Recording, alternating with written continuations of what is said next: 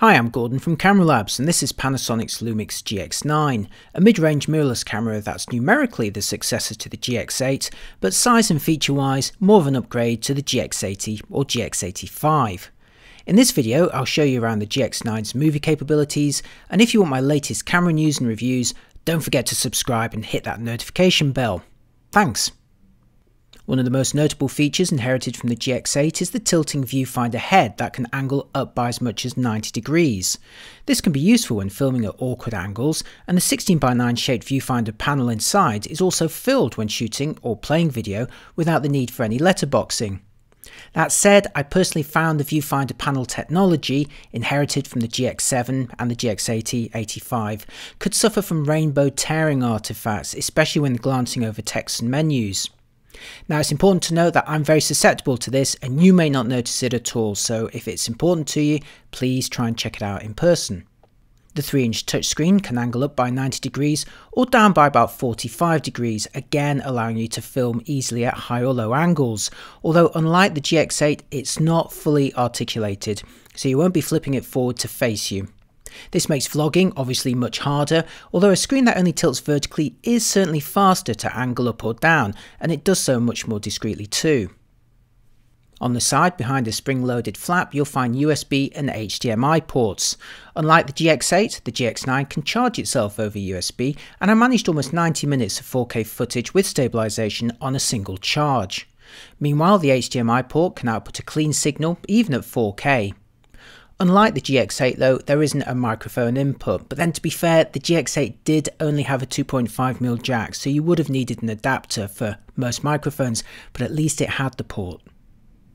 The Lumix GX9 can film 720p video at 25 or 30p, 1080p video at 25, 30, 50 or 60p, or 4K UHD video at 24, 25 or 30p. There's no need to change any video or region settings to access all the frame rates, and in my test with a UK model I could record clips lasting a second shy of half an hour in any mode including 4K. Sadly, there aren't any frame rates beyond 60p though for slow motion. When filming 4K video, the GX9 crops the horizontal field of view by about 1.26 times. That's the same that I measured for the GX8, which shares the same 20 megapixel sensor, and both of those models employ a more severe crop than Panasonic's 16 megapixel models. For comparison, here's 1080p footage filmed with the same lens focal length, and it's clear that a broader field of view can be captured. And now back to the 4K version again for comparison.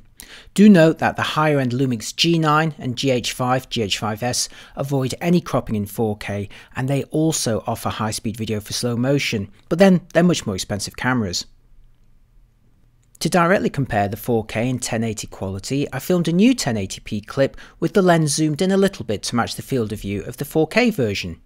You can see 4K in the top half of the screen and 1080p in the lower half, and that's been scaled by Premiere CC. When the GX9 was first released, it lacked Panasonic's flattish Cine-like D profile for grading footage later, but in firmware version 1.1 it added the capability. Thanks Panasonic! Here's a Cine-like D clip where I also turned down all the other parameters to their minimum settings, so this is as flat as the GX9 gets. You can download the original clip and many more from my GX9 review at Time-Lapse.com. Like most Panasonic Lumix G cameras, you can use the touchscreen to tap to pull focus during video. You can even do this while remote controlling the camera with your phone. I'm using the Lumix G 12-60mm lens at 60mm f5.6 here for a macro test, and you can see the contrast-based autofocus overshooting a little bit each time to confirm the point of focus. Now this is normal, but it lacks the ultimate confidence of a good phase detect or hybrid autofocus system, which under the right conditions should stop exactly where it needs to. If you enable face detection, the GX9 can do a fair job at tracking someone approaching them and ducking in and out of the frame. I used the Leica 12-60mm at 60mm f4 here. Again, it's less confident than a good phase detect or hybrid system, but I'd say this is still an improvement over earlier mid-range Lumix models like the G80 or G85. Give the GX9 a subject moving faster than a casual stroll though, and the video autofocus won't keep up. I use the Leica 50-200mm here at 50mm, and the GX9 only manages to focus near the end of the clip. Again, this is something a good phase detect system can just about cope with during video. That said, don't rule the GX9 out for casual filming. In this handheld clip with the Lumix 12-60 at 12mm f3.5, the GX9 does a good job at refocusing fairly unobtrusively as I wander around Brighton's GAK guitar shop and switch between close-ups and broader views of the store. This clip also demonstrates the GX9's image stabilization, here using a combination of sensor shift stabilization built into the body and optical stabilization in the lens. Panasonic calls this combination of sensor and optical stabilization dual IS and is supported on most Lumix lenses. At this point, it's worth remembering the older GX8 didn't actually support sensor stabilization when you were filming video. Here's another casual handheld clip filmed with the Lumix G 12-60mm, again a dual IS capable combination when mounted on the GX9. I think it does a pretty good job here, not just ironing out the wobbles, but especially when panning, where some stabilizing systems catch up with themselves and become jerky. You can also see the optical zoom range of the kit lens here, and it refocusing when I'm zoomed into 60mm. And again, even at 60mm, there's not much evidence of jerking due to the stabilization when I handhold that pan from side to side or up and down. But what about using lenses without optical stabilization? Here's a handheld clip I filmed with the Olympus 75mm f1.8 and the GX9's body-based stabilization disabled. It's pretty nasty, isn't it?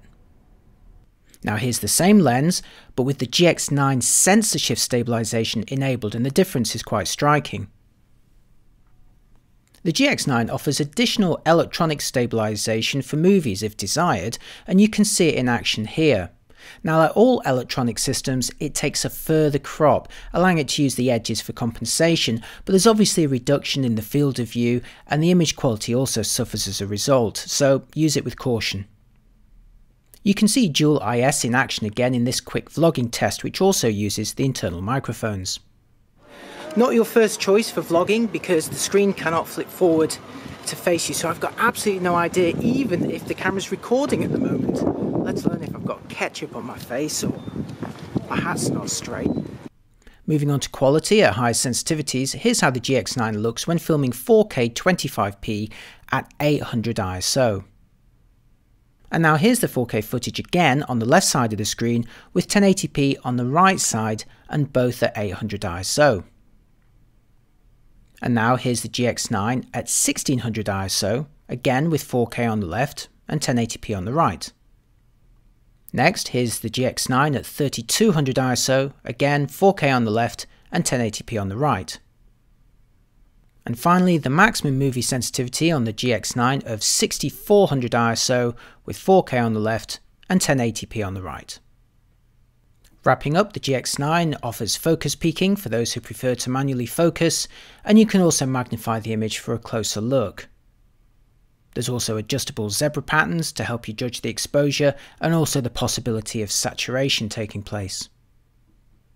And if you like to have some fun, the GX9 also offers time-lapse and stop-motion movie modes.